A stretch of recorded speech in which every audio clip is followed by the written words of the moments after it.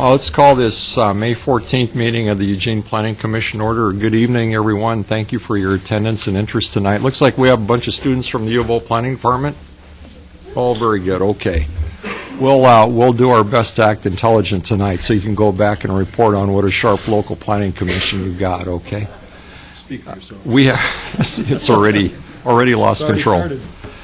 We have two public hearings to conduct this evening. The first one will be on the downtown and mixed-use development code amendments, and the second will be on stormwater development standards. Before we begin, I'm going to ask the members of the Planning Commission to introduce themselves. Commissioner Jaworski, if you'd begin. I'm John Jaworski. Jeff Mills. I'm Randy Leddick. And I'm Bill Randall.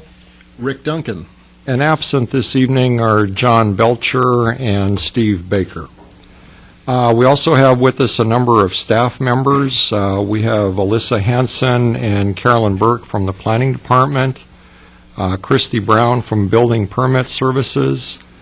Peggy Kepler, are you here on your own from the Public Works? Yes. Okay. I had Scott Gillespie was on the program. Yes, he did not make it. Okay, and Catherine Brotherton from the City Attorney's Office to keep us out of trouble. Very good. Get Nan. Pardon? Nan. Oh, I'm sorry. Nan Lawrence, you're on the end there. Okay, from Community Development. How could I overlook Nan? My apologies. We'll have, for each hearing, we'll have a brief presentation from staff. And if there's anybody in the audience who would like to speak for or against any of these amendments, we ask that you fill out a green sheet. And if you would, if you haven't already, hand them to a staff person, and we'll make sure that you get in the queue. This is a legislative-type hearing this evening, so order doesn't matter in terms of who's for and against. We'll just take them as they're turned in. Just a reminder, the Planning Commission will not be making a decision this evening. We have deliberations scheduled later in June. I'll go over those with each of the items. And then the City Council, they will also hold their own public hearing. Any questions before we begin from any members of the Commission? Okay, then let's jump right into the first public hearing. It's Envision Eugene implementation, the Downtown Mixed Use Code and Plan Amendments, City Files CA 13-1 and MA 13-1. Alyssa? Thank you. So as you mentioned, tonight's first hearing is on a package of land use code amendments and a Metro Plan Trans Plan amendment related to the facilitating of downtown and mixed use development. And these are consistent with several strategies from Envision Eugene, including facilitating compact urban development, as well as accommodating a portion of, actually all of our commercial and multifamily housing needs inside our current urban growth boundary. The topic of tonight's hearing are kind of 8 topics related to downtown and mixed-use development. These include allowing more housing in commercial zones, revising the surface parking limitation in the C3 zone, exempting the downtown developments from certain large commercial facility standards, revising some of the landscape standards that apply in the commercial zones, some minor changes to the nodal development and transit-oriented development overlay zones. There's also a proposal to exempt the downtown parking area from the transportation impact analysis requirement. And then finally, there's some general housekeeping standards proposed to the general commercial standards. Public notice was sent to all neighborhood associations, City of Springfield, Lane County, as well as community groups and individuals who have requested notice. It was also published in the Register Guard. And notice was also sent to all property owners within the downtown parking exempt area related to the TIA. At the time of the agenda was published, we had not received any testimony. Since that time, we've received 2 letters. They're before the planning commissioners. For the record, first was an email submitted by David Mandelblatt related to the TIA proposal, and it includes his wish or he'd like to see that there be actually a mechanism to address pedestrian and bicycles as well as automobiles. The second piece of testimony is submitted by Philip Farrington with Peace Health, and his was overall positive, but suggested some changes to the boundaries of where some of these amendments would apply. For instance, instead of the downtown parking exempt area, he suggested that the TIA exemption apply to the entire transit-oriented development overlay. And all of these maps, thankfully, are in your packet. Let's see, the applicable approval criteria come from Eugene Code 9.8065 for the code amendments and 9.7730 for the Metro Plan and Trans Plan amendment. At this point, the Planning Commission is scheduled for deliberations on June 3rd at your 11:30 meeting, and that's all I have. Questions for Alyssa? Not hearing any, then I will open the public hearing. When Commissioner Randall calls your name, if you would please come to the table to the open mic, state your name and address for the record, and since it looks like we have a fairly sparse lineup here, we'll be a little bit more lenient on the 3-minute limitation this evening. So who's first? Ed McMahon. So Randy, you do want me to time? No? Okay. Good evening, Commissioners. Ed McMahon, Executive Director of the Home Builders Association of Lane County, 1065 River Road, Eugene, Oregon. I'm here this evening with a lot of gratitude. It was great to serve on the Technical Resource Group with Commissioner Duncan and see a lot of our ideas actually before the Planning Commission. It's very rewarding to see it being enacted. With that said, I want to thank staff for their great work, and at the same time, apparently I have something familiar with Philip Farrington. I would have liked to have seen a little more progression along some of the transit corridors, and I understand that in the downtown area, traffic is pretty much developed to its full capacity and not much can change.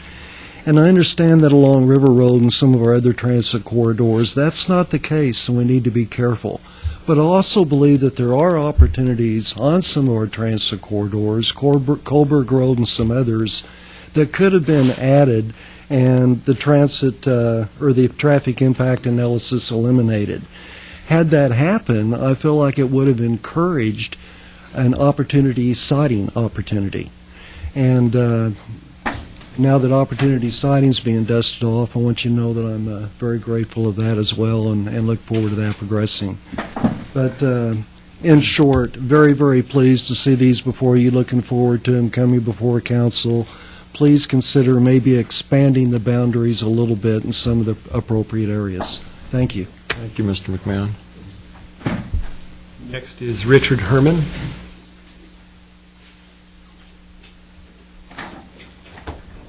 Good evening. My name is Richard Herman. I'm the Executive Director of Metropolitan Affordable Housing. I reside at 2581 Borders Drive in Eugene. I'm here to speak in support of the zone change to allow for housing on the first floor in the downtown area.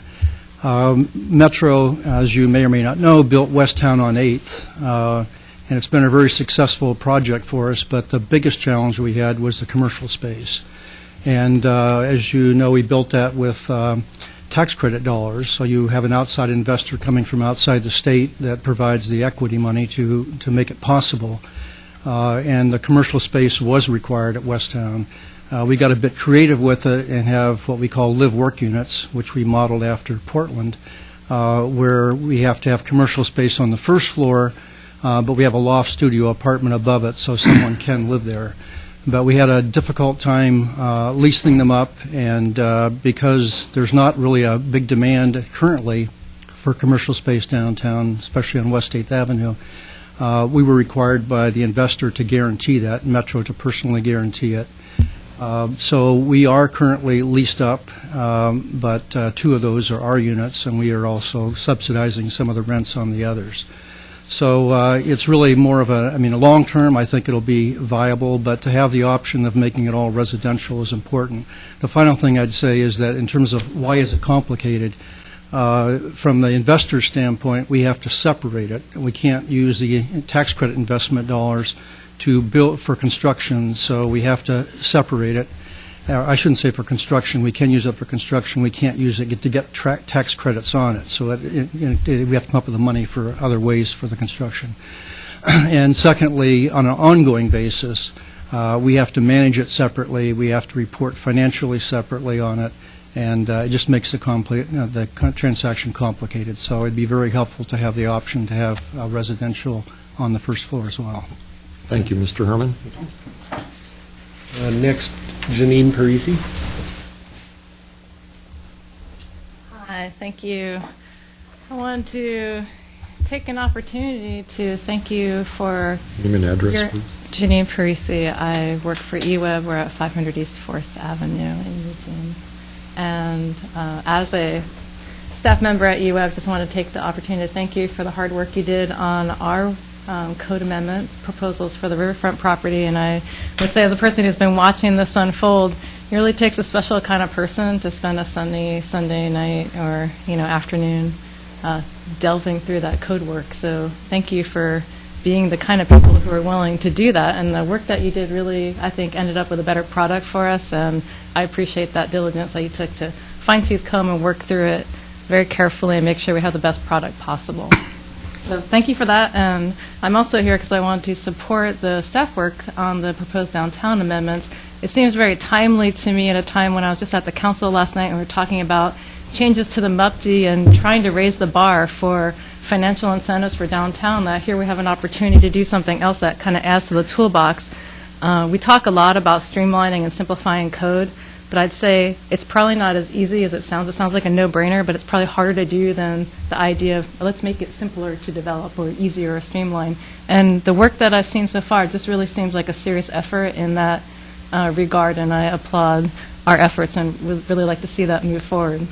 My one comment about how it relates to the eWeb property is that I would prefer, and I think we would as an organization, to see some of those maps more consistent with the downtown plan area, which includes all of the eWeb property. And specifically when we're talking about landscape standards or TIA exemptions, that those are helpful development changes that would help streamline that property. And I think it would be a shame. We're kind of in two different places in those approval processes, but I think at the outcome, if we could land in a place where there's consistency so that a developer and staff aren't looking at two different sets of rules that are really trying to accomplish the same thing. How do we densify and create infill and quality development in our downtown core? It'd be nice for the rules to be as similar as possible. I know maybe that sounds easier than it will be, but that's my request and hope we can make that happen somehow in the process. So thank you very much. Well, thank you, Ms. Parisi. That's all that That's I have. it. That's the last chance anybody would like to testify on this agenda item. If not, then I'll close the public hearing. Got some people. No? Nope. Nope. Never mind. Too late. False alarm. Too late. Close the public hearing. Any commissioners see any need to keep the record open? Any questions for Alyssa? Rick? Just actually the last person to speak, sort of your thoughts on including some of that eWeb property so that the boundaries match and we actually sort of create the same code to cover. Right. So we've gotten that comment, from Philip Farrington as well, about looking at expanding it to the transit-oriented development overlay zone, which is actually broader than the downtown plan in some cases. So I think what I need to do at this point is bring that information back to the public works staff that I've been working with and reconsider the boundaries in that regard. And could those, because we have a number of elements we're talking about in this code, it could be, some of the elements could be included within the boundaries and others that may not be appropriate could be removed? I'll say correct, because I think I'm tracking what you're saying. Yeah, correct. Yeah, will you also, Alyssa, be prepared to respond to Mr. Farrington's other comments, recommending that the city consider lifting the surface parking limitations established for the C3 zoning Okay. district? Essentially, you want me to respond to all of his suggestions? Yeah, I think, there are three major categories: the expanding the downtown plan boundary to coincide with the transit-oriented development overlay zone, the parking in the C3, and then the question of provision be made to reduce the requirement of TIAs. On the other hand, Mr. Mandelblatt, I think, is opposed to that and even suggests that a TIA include pedestrian and bicycling. So if you could I'll respond address to all the that as well. all of the testimony, yeah. Okay. Anything else? Okay, then we'll move on to this. Yeah, Rick? Just to follow up on Randy's comment, this has been brought to us before, that the TIA really just deals with the automobile at this point. Correct, correct. And yet we're trying to pay attention to all modes of transportation. Is there a way to either, I believe our downtown is not going to change the traffic, but I think it's important that we do really look to the other modes as being responsible towards development. So I'd like to maybe get a little input from you on that Okay. when we come back to this, and how we might be able to deal with that. That it? Yep. Thank you. And as Alyssa said, Planning Commission will deliberate at our Monday, June 3rd regular commission meeting, which begins at 11:30 a.m. right in this room. Okay, so time to trade places with Peggy. Are you coming up here? I closed the hearing already. Did you close it? Oh, and yeah, we'll close the record too. For the record, we're closing the record.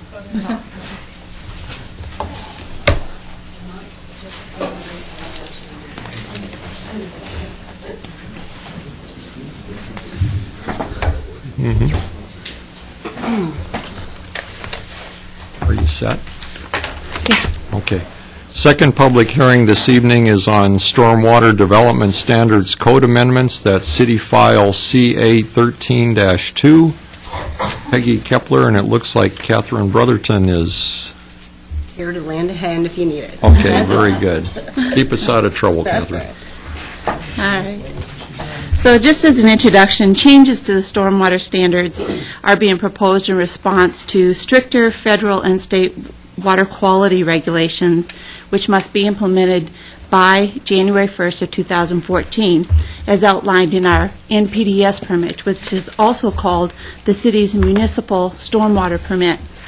Stormwater development standards regulate the location, design, construction, and maintenance of stormwater facilities applicable to development of new and replaced impervious surfaces.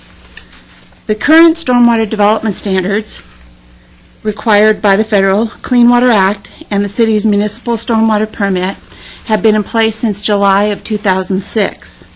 They are an important element of the city's multifaceted stormwater program aimed at protecting and improving the water quality of Eugene's receiving streams, including the Amazon Creek and Willamette River, in addition to minimizing flooding and the damages from flooding. The existing code standards reduce pollutants before discharging their runoff from the development site to the city's stormwater system and require applicants to demonstrate their stormwater runoff is discharged to locations that have the capacity to convey the flood control storm event. The proposed amendments to EC 9.6792, the stormwater quality standards, will further reduce the pollutants and mitigate the volume, duration, time of concentration, and rate of stormwater runoff to the city's stormwater system.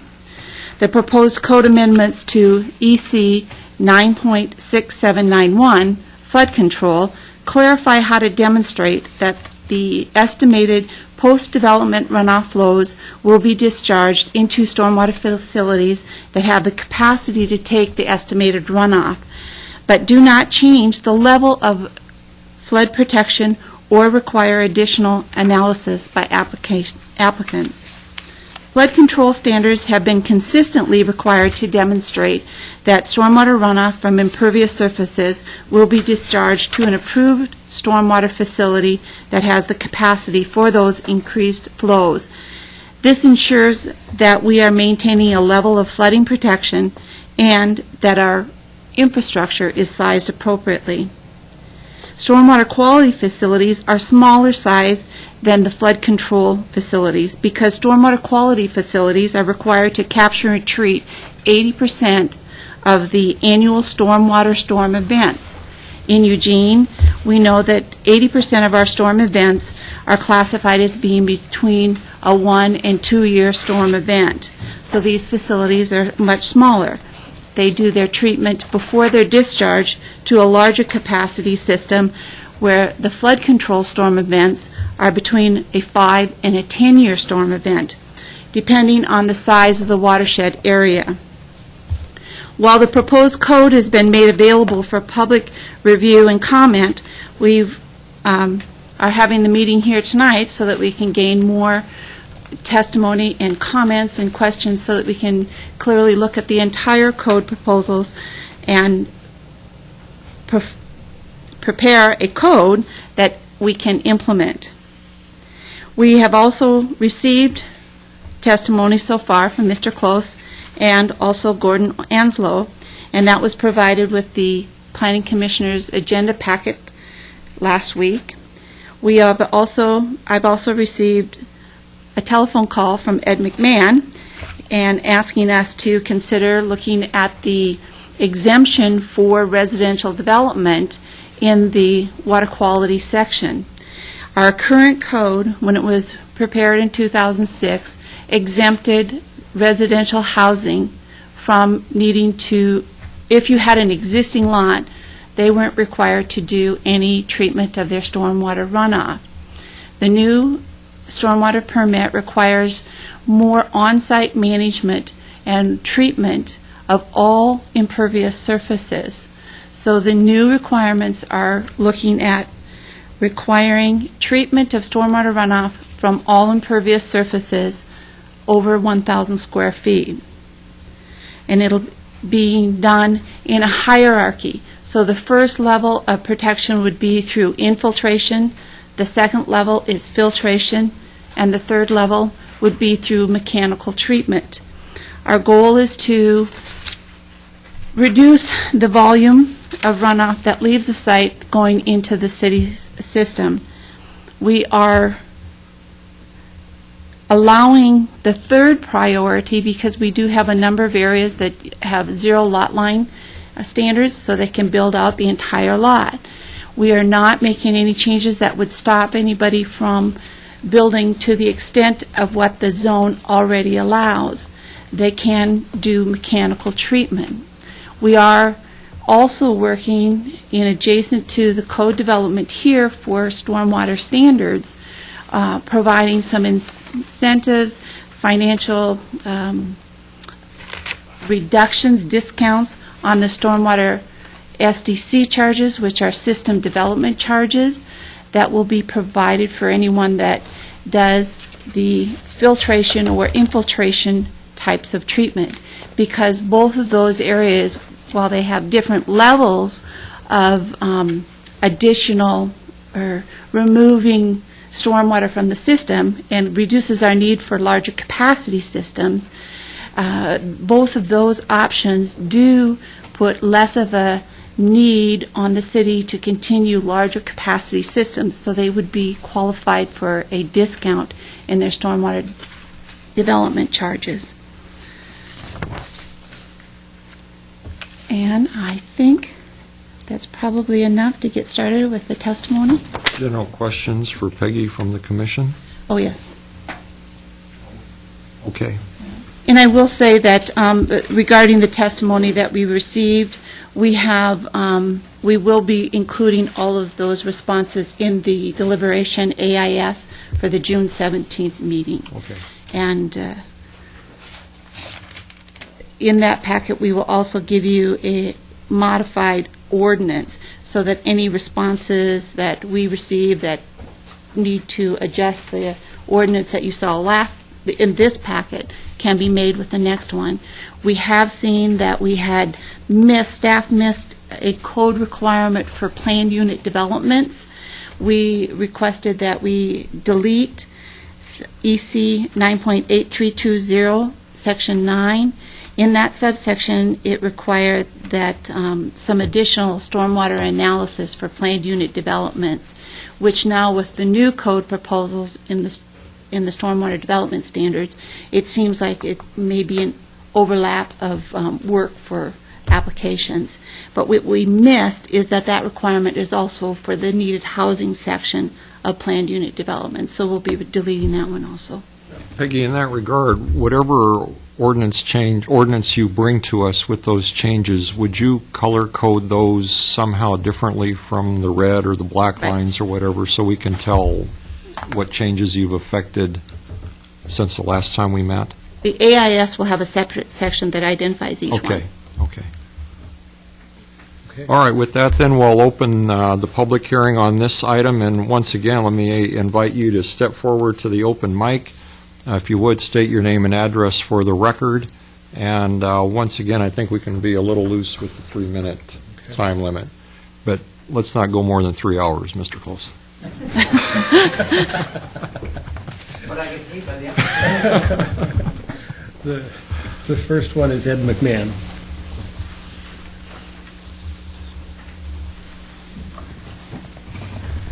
Good evening again, Commissioners. Ed McMahon, Executive Director of the Home Builders Association of Lane County, 1065 River Road. And since you are going to be a little lenient on time, before I get into my timed script, I'd like for the Commissioners to know that I'm arriving at this stormwater table late, and that has nothing to do with the lack of staff outreach inviting us to participate. I really appreciate staff's outreach and willingness to bring us in. Just a bit too much on the table lately. But now that I have arrived, and after I've reviewed the proposed amendments to the stormwater standards, I was disappointed to notice that the previous agreement with the staff to exempt single-family homes from some of the regs is being eliminated. The language that exempts the construction from alteration of 1- and 2-family dwellings has now been replaced with an exemption for interior alterations on an existing structure. Even a remodel that adds or replaces more than 1,000 square feet of impervious surface has to go through this new costly process. In my opinion, and it happens to be shared with others, that this new proposal is redundant because Eugene already has an erosion prevention construction site management program. I'd like to read the program highlights from that. All construction activities that will cause land disturbances or otherwise negatively impact stormwater quality are affected by the program. No ground disturbing activities may commence without the erosion permit being issued. The best management practices installed and the initial site inspection is completed by an erosion inspector. Now, last year, I applied for a permit for one of our HBA homes on the tour, and I applied for the erosion permit that you must have approved before you get your building permit. That erosion permit included me getting bales of straw for the concrete trucks to clean their disposal in, special gravel in the driveway, and sediment fences and 4 sediment bags, and taking a shovel occasionally and cleaning the sediment caught in the bags and throwing it back up on the lot. There's stormwater pollution construction site sources and fact sheets that we can pertain to. The inspections and everything already taken place. So for me, part of this is just additional red tape. And there's even more measures for the wet weather season that we have to take for that erosion permit. I attended a Springfield Council work session Monday night where they got an update on their stormwater. And Springfield's a different population. They're a Phase 2 permit. Eugene's a Phase 1. But as Springfield was updating their stormwater manual and procedures, which is pretty much staying status quo, they realized that when DEQ came back, it was overburdensome. And so Springfield reached out to other communities in their population group. They formed together and went back to DEQ and apparently have made some progress in making the process more applicable. And I'd like to encourage the City of Eugene to maybe reach out and do that if some of these regulations are overburdening. And I do believe one place where the main point that I need to make tonight, and I will have to disagree with staff on this, and this is how the proposed FEX will affect density, especially in the River Road Santa Clara area. I don't believe staff believes that it will be affected, and I just have to strongly disagree. There's inadequate infrastructure to accommodate the stormwater during our planning period now. And if these new regs are approved, a lot of the buildable land inventory that we have will be precluded from development.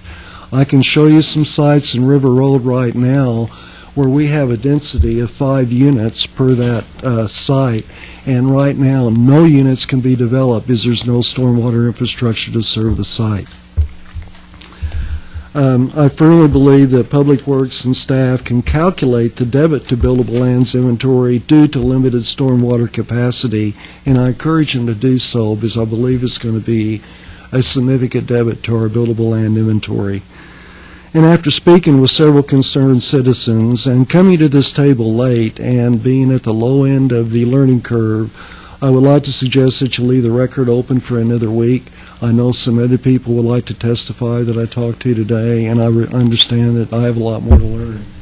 And I want to thank you for your service to the community, and especially want to take the last moment to thank Commissioner Leddick, knowing that you're leaving, thanking you for your commitment to this post, and we're going to miss you, and you're definitely a model citizen. Thank you. Very much. Thank you. Thank you, Mr. McMahon.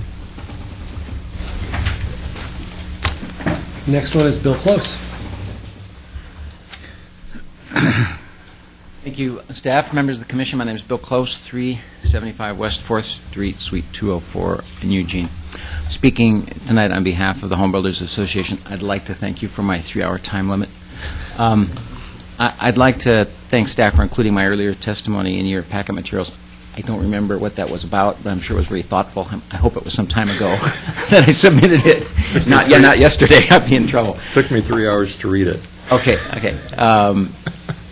So one of Ed's final comments was about, raising the question whether we have the infrastructure in the ground or planned to be in the ground to accommodate the increment of population that we need or that we're planning on having. I want to take that theme and take it up to about the level of 5,000 feet and make a couple of general comments that aren't directly relevant to the ordinance in front of you, but that the home builders thinks really needs to be on the Public Works stormwater agenda right now. Okay, so when the Eugene Vision process started in 2008-ish, home builders was in from the get-go, and periodically the home builders would submit letters or emails. There've probably been 10 submissions of pretty substantial submissions in the last several years. And one of the common themes in every submission has been this. The Envision process needs to get an empirical understanding of how the most important infrastructure systems limit the capacity to accommodate growth. The key ones are roads. You hear that all the time. Another one's sanitary sewers, pretty basic. And the third one's storm sewers. And this really has not been done yet. Now, I know that the stormwater issue has been part and parcel of the Envision Eugene process. Staff assure me that, there's some debits for acreage to construct facilities that they know they're going to need. That's not what I'm talking about. I'm talking about the bigger question of when you look at how many people the plan anticipates being added to each neighborhood, think watershed. Either you can think of us as a part of a big watershed, the Willamette Valley, or you can think of us as having a few large watersheds in the city, or you can think of us as having a lot of teensy-weensy watersheds. It doesn't really matter. Pick the watershed. I mean, Public Works knows what works from the standpoint of size of watershed, and they think in terms of watersheds. So the planners here tonight, the Envision planners, will be telling Public Works how many people they intend to collate into each watershed over the next 20 years. That's the increment of population that needs to be accommodated. That increment of population comes with a certain amount of impervious surface, which is going to generate a certain amount of stormwater. So the question is, will we have in place, either physically in place or planned to be in place in our public facilities plan, the infrastructure needed to accommodate the stormwater in each of those watersheds? It's a planning exercise. Right now, we have standards for stormwater. We have development going on watersheds. You have to answer the question when you file your development application, is there capacity in the system, the pipes, the open channels, the streams, the canals, downstream to handle the increment of stormwater from your project? Basic question, everybody has to answer it. So we need to think about that issue at the macro level and ask whether, when you look at the public facility plan, and all the facilities are in place and planned to be in place during the 20-year period, will they be adequate to accommodate the increment of stormwater from the number of people that the land use planners say are going to have to be in that watershed? That's a very basic question. You can ask that same question in terms of roads. I mean, we experience that one more commonly when you try to get through Delta and Beltline at rush hour time. And you can ask that same question in terms of sanitary. But it's critical for stormwater. And my sense is that planning has not been done and it hasn't been started. And it's an essential part of the vision process. So what the city really needs to do, I think Public Works, stormwater needs to be coordinating with the land use vision folks and assuring the land use folks that a little tiny percentage of the stormwater fees is going into doing that planning to contribute to the larger Envision Eugene process. You can think of I'm just about done. You can think of that whole planning exercise as the city having a overlay zone for stormwater. Right now we have an overlay zone for stormwater. It's just not a map. It's performance standards. You could take the current performance standards for stormwater and you could display those on a colored overlay map that tells you which watersheds have remaining capacity for growth and how much. That planning exercise needs to be done. Thank you. Thank you, Mr. Close. Anything? Last call for anybody else who might like to address the Planning Commission on this topic. If not, then we'll close the public hearing. There was a request to keep the record open for a week. Any objections from the Planning Commission? Rick? I'll move to keep it open for 1 week. Second. 1 week would take us close of business Tuesday, May 21st. 5 o'clock. And would that go to you, Peggy, testimony to you? Okay, so we'll do that. Close of business Tuesday, which is 5 o'clock, Tuesday, May 21st. Testimony to Peggy Kepler, Public Works, right? Mm-hmm. Okay. All in favor of the motion, say aye. Aye. Opposed? Okay, it passes. Questions from the Planning Commission for Peggy? I have one. Bill?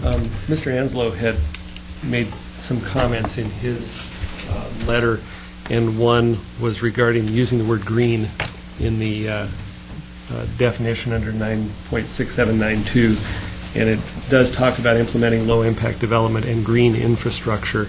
And I guess my question would be, do we actually define green infrastructure, knowing how sometimes definitions can be vague and hard to deal with if that's actually defined somewhere. It isn't defined in the code there, but we can take and expand that as part of the modified ordinance that we provide you at the 17th meeting. Rick? I haven't had a chance to get through all of the language, but I remember some of the exhibits that you presented to us in the past when you brought this to us in the Planning Commission meetings. When we use infiltration and filtration systems as sort of our priorities, can those be, questions for you, you don't need to respond now, but can those be developed in areas where we have expansive clay soil, which is a large portion of our lands? And if the answer is no, then it seems to me that we ought to consider an exemption for those areas for the mechanical device, because if you can't use a system, it seems unreasonable that you wouldn't get an exemption to take care of what you have to use. So that would be one of the things I'd like to know. I would like to know if there's a way that we can respond to Mr. Close's request about the watershed capacity and everything. I've obviously done a lot of work on the TRG, that's Technical Research Group, sorry for that, that really talks about putting the population of 34,000 people pretty much into our existing UGB. I'd like to know if we actually have the stormwater capacity to do that, or if the systems are going to be such that we actually cannot build in areas because of that. So if there's a way that we could get something that would sort of let us know how that might work, it'd be very helpful.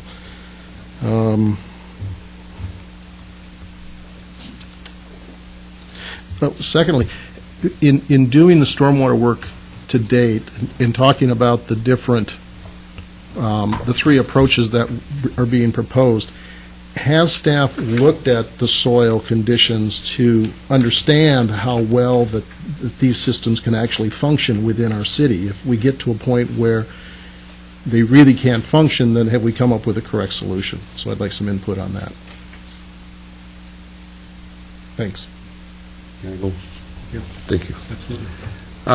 Peggy, a couple of quick questions. Is there a time deadline that we're dealing with DEQ or somebody on this? What is that? January 1st, 2014. It has to be implemented. Okay. So we have time. Okay. That's the first question. Then, I don't know that you can answer this evening, but I'm kind of curious how much of this is actually mandated by DEQ and to what degree we have some discretion, specifically in regard to Mr. McMahon's testimony regarding the residential exemption. And I know you gave a brief response to it, but if we could have some discussion about that. That one seems particularly bothersome, and I think the Commission probably just needs a little bit of, well, some education about how far we can go with that and what's mandated and not. And I think we talked earlier, Peggy, you will respond to Mr. Anslow's comments in here, and I noticed that Mr. Close's submitted testimony is dated back in September 2010, so to the extent that this is still relevant to the current issue, could you... Yeah, I should have addressed that in the introduction. Those comments were received as part of the Stormwater Management Manual update that we were working on in 2010. That manual needs to be set aside. We are in the process of updating the manual now to address the new code changes that are happening. So what was developed in 2010 may not be relevant at all. So it's kind of out of date, and it is not what we're working on here. So our first attempt will be to define what our code will look like. Then once we have that code established, then we can amend the Stormwater Management Manual to make it link together. Okay. And there will be a public process for that also. Okay. And I concur with Commissioner Duncan. I'm interested in this possibility of mapping the storm watersheds, I guess we could call them, and how it ties in with where we're headed with Envision Eugene and the projected population, and how that population may be divvied out among the different neighborhood watershed areas. Just some discussion about the ability to do that. Okay. Commissioner Randall?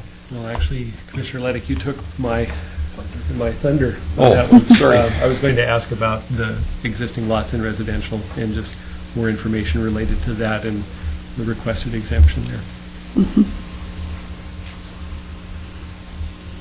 Commissioner Duncan?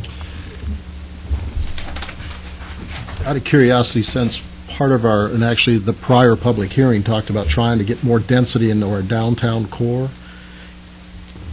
do you have any idea, I don't expect you to spend a lot of time, but such as the new building, the new Woolworth building and so on, what would be what type of apparatus would go into a building like that? I mean, I'd be curious, are we talking something that is the size of a car, the size of a bus, or whatever else to run that? Because it wouldn't seem to me that in our downtown core, we're going to be able to use the other two approaches. It will always be mechanical.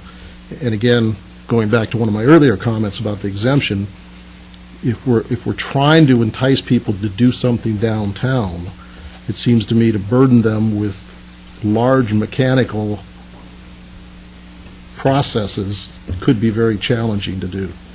Again, I don't know enough about the technology, but if you could give us just some input into that, if you know, an answer now is great, if not later. Okay, well, I will tell you that the Woolworth building, being an existing building, probably was exempt because it wasn't an additional 1,000 square feet of impervious surface.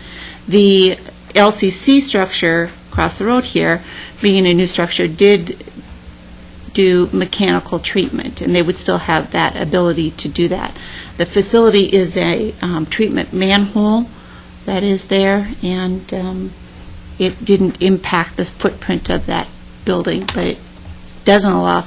They do have some green infrastructure, but basically their treatment was the manhole treatment, mechanical.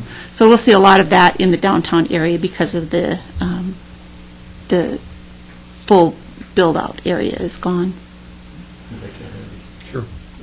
Would it make sense if we're looking for development, particularly on some of our surface parking lots and so on, to allow some type of joint system between property owners? So again, you're not taking up space. Would that be allowed in this code? Under Yes, this code? yes, that's still allowed, and that's already in the, it's not a code requirement, but it is a management technique that they can provide, so. Any other questions or comments? Can I comment on the one question, because I think that's fairly easy to answer, and that's the infiltration and the filtration in expansive soils and such. Most of the infiltration is the one where you really want to have the soils that are have the ability to drain the water straight down. What we find is that a lot of the area in Eugene does not provide that type of soil. So a majority of our treatment, when we call it the green infrastructure or the low-impact development treatment facility, they will go to filtration. Both of them in the new code will be the same size facility, but what happens is they put an overflow pipe from that facility out to the city system. So it's not the code's intent to reduce the public infrastructure that's being constructed and planned for development throughout the city. It's only the stormwater treatment, and those are smaller, and they take the smaller storm events, catch that pollutants, and reduce the amount of peak runoff to the city system. So you'll find that most of the systems that we see will be filtration systems. Other comments? Okay, the Planning Commission, then, we're scheduled to deliberate on this item at our Monday, June 17th meeting, 11:30 a.m. here, right here in this room, the Sloat Room. Thank you, Peggy. Thank you, Catherine.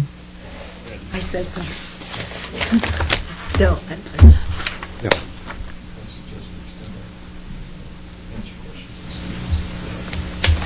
I think probably the best thing to do is we'll adjourn the meeting and then go ahead and do that. For you students in the whatever class you're in, Commissioner Duncan has suggested that some of us could make ourselves available after this meeting, if you have questions, comments, whatever you'd like to say to us. We didn't catch a whole lot of flack tonight, so if you want to throw eggs at us, too, we're used to that. Anything else from the commission? This meeting's adjourned.